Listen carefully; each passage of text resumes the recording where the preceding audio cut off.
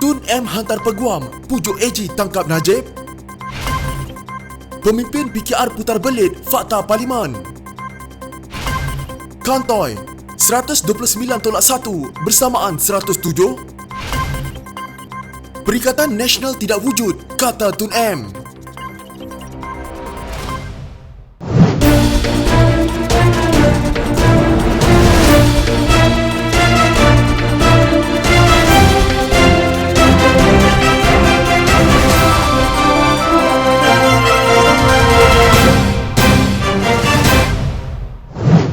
Bekas Peguam Negara Tan Sri Muhammad Apandi Ali membuat pendedahan mengejut menerusi satu hantaran di laman Facebook bertajuk A Prelude to a Chapter in My Memoirs. Beliau mendakwa telah dikunjungi oleh bekas Hakim Mahkamah Persekutuan Datuk Seri Gopal Sri Ram yang sebelum itu membuat panggilan telefon beberapa kali untuk bercakap dengannya secara sulit dan peribadi. Apandi berkata, pada peringkat awal, Gopal Sri Ram telah mendesak beliau sebagai Peguam Negara ketika itu supaya membatalkan pembekuan akaun sebuah firma kerana peguam yang menggunakan khidmatnya perlu dibayar dan akaun tersebut digunakan untuk melunaskan bayaran. Bagaimanapun, selepas berunding dengan para pegawai di bahagian jenayah, Apandi telah menulis kepada Gopal Sri Ram dengan respon negatif. Menyambung pendedahannya, Apandi berkata Gopal Sri Ram datang ke rumahnya bersama seorang peguam muda berbangsa Cina pada Januari 2018.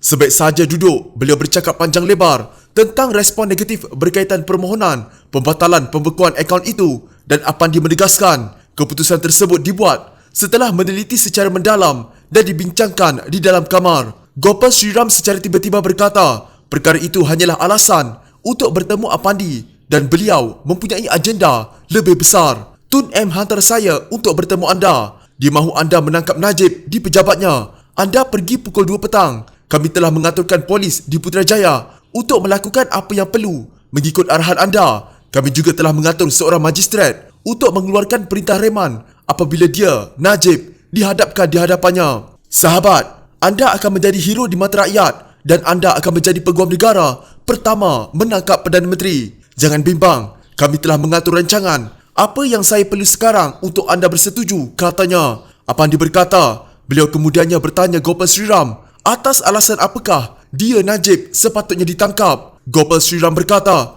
orang di luar sana kecewa dan tidak gembira dan hakikat seorang peguam negara telah menangkap Najib tidak memerlukan sebarang alasan membuatkan mereka gembira. Menurut Apandi, Gopal Sri Ram mendesak dan mahu jawapan segera. Saya memberitahu Gopal, saya akan memikirkan perkara tersebut. Beliau kemudiannya beredar bersama peguam muda berbangsa Cina yang dibawa bersama, katanya. Ketika itu saya dan keluarga saya juga diserang di media sosial, bukan sahaja dari pembangkang, malah tentera cyber kerajaan sekarang.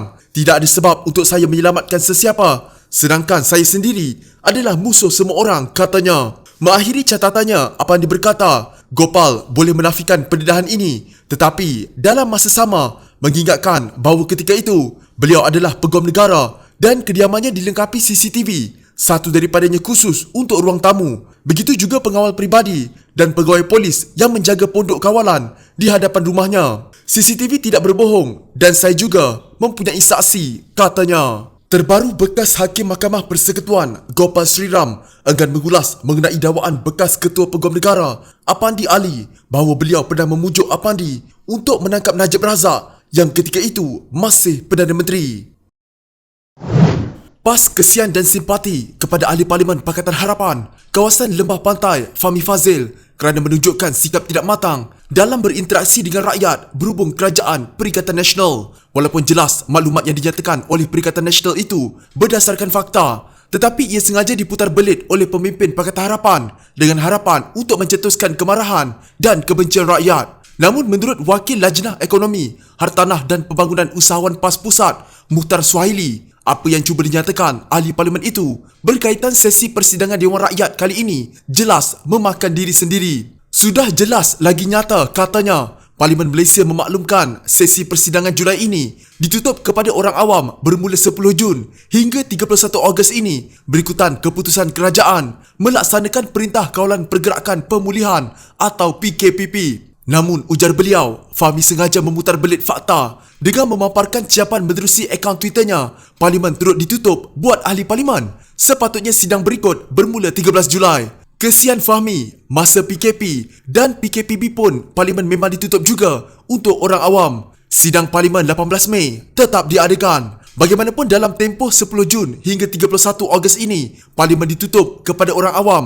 Tetapi sidang Parlimen Julai ini tetap diteruskan, katanya, menjawab ciapan Fahmi. Parlimen Malaysia dalam maklumannya memberitahu, selaras dengan keputusan kerajaan untuk melaksanakan PKPP di bawah Akta Pencegahan dan Pengawalan Penyakit Berjangkit 1988 dan Akta Polis 1967, Parlimen Malaysia ditutup kepada orang awam bermula 10 Jun hingga 31 Ogos 2020. Berikutan itu juga, netizen yang meninggalkan komen di ciapan tersebut menegur pengarah komunikasi keadilan itu supaya bersikap lebih matang dan tidak mencetuskan kenyataan yang boleh menjatuhkan imej parti walaupun mahu bergurau. Seorang netizen Abdul Halim Arsyad memberitahu melalui pembacaannya mengenai info itu, Parlimen hanya ditutup kepada kunjungan orang awam saja, bukan melibatkan ahli Parlimen. Untuk orang awam saja, untuk ahli Parlimen boleh, jangan jadi bangang. Tahulah setiap posting burukkan kerajaan dapat 3k like, komennya. Bekas Perdana Menteri Najib Razak juga turut membidas kenyataan pemimpin PKR itu.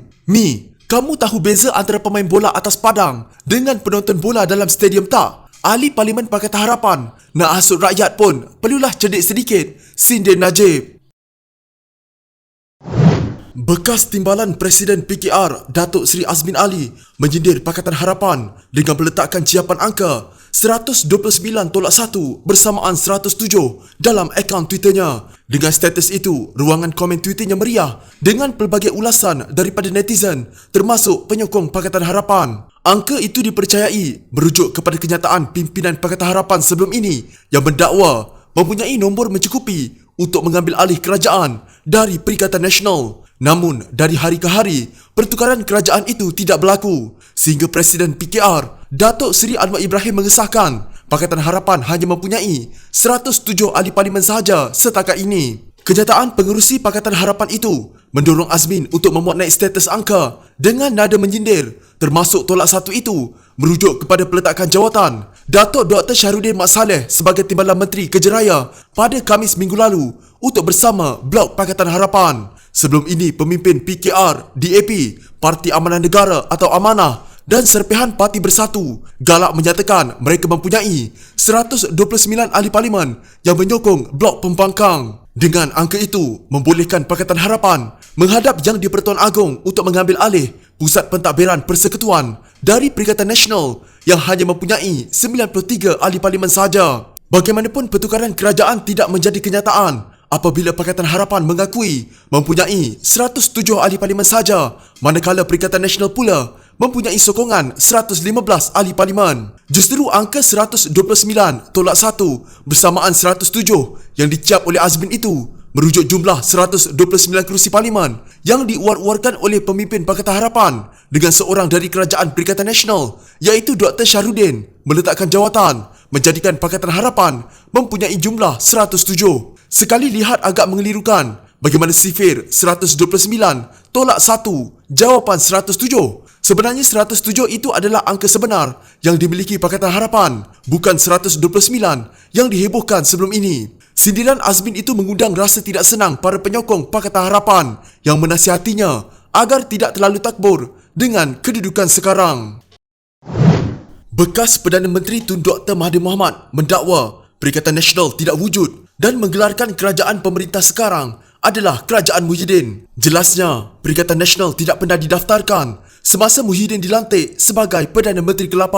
Rakan dalam perikatan ini isytihar mereka bukan anggota dalam, kononnya, gabungan Parti Perikatan Nasional. Mereka hanya benarkan ahli mereka sokong Muhyiddin supaya hasrat Muhyiddin untuk menjatuhkan Pakatan Harapan tercapai.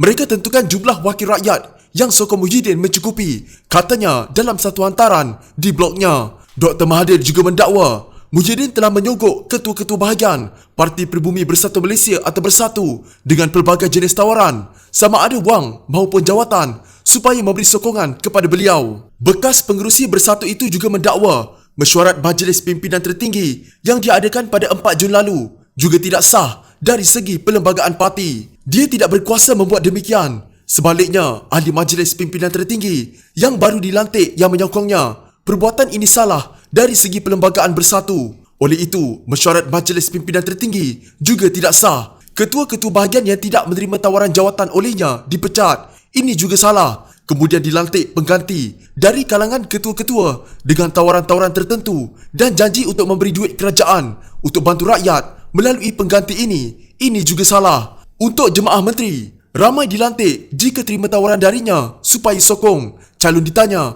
apa hendak dan lantikan dibuat. Jika tidak ada jawatan, cipta jawatan. Hampir 2/3 dari ahli dewan yang menyokongnya dilantik sebagai menteri dan timbalan menteri. Yang lain dilantik untuk jadi pengerusi syarikat dan institusi, termasuk mereka yang sedang dihadap ke mahkamah kerana aneka jenis jenayah, katanya lagi. Jika anda mempunyai gejala seperti demam, batuk dan sesak nafas, jangan berlengah untuk terus ke klinik atau hospital bagi menjalani ujian saringan. Bersama kita tangani wabak COVID-19.